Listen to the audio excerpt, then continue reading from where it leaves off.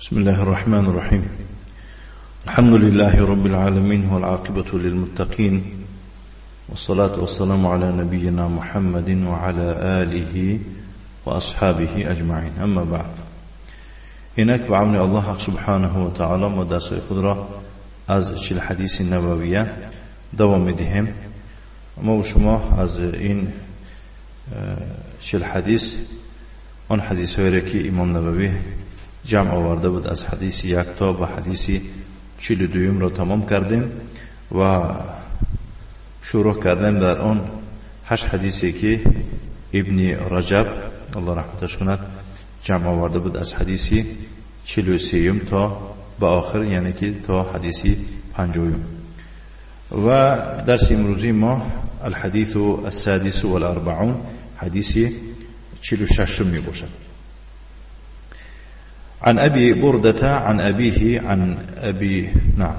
أبيه أبي موسى الأشعري أن النبي صلى الله عليه وعلى آله وسلم بعثه إلى اليمن فسأله عن أشربة تصنع بها فقال وما هي؟ قال البتع والمزر. فقيل لأبي بردة وما البتع؟ قال نبيذ العسل والمزر نبيذ الشعير. فقال كل مسكر حرام. خرجه البخاري. یعنی از ابو برده روایت میکنند و از پدرش ابو موسی اشعری که پیغمبر صلی الله علیه و آله و سلم وی را به یمن فرستانیده بود. بس او را سوال کرد از نوشاکی هایی که وی ها را میسازند، یعنی نوشاکی های شربتی که میسازند. فقال و ما هی؟ کدام چیزها می باشند که همونها را چه راست میکنند؟ گفت که البتع والمزر، یعنی که بتع و مزر گفتگی نوشاکی ها دارند. فقیل لابی برده، برای ابو برده پرسیدند که بتع چی است؟ گفت که یعنی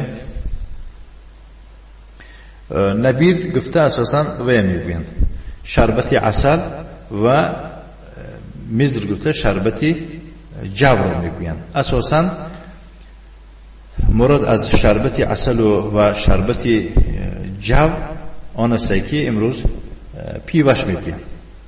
امروز پیوه میگویند او را که مدهوش کننده است. گفت که تمامی مست کننده حرام است.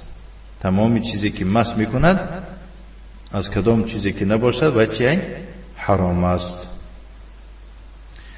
ابن رجب تحت این حدیث فایده را ذکر میکنه، گفته که هذا الحديث اصل في تحریم تناول جميع المسكرات المغطية للعقل. یعنی این حدیث خودش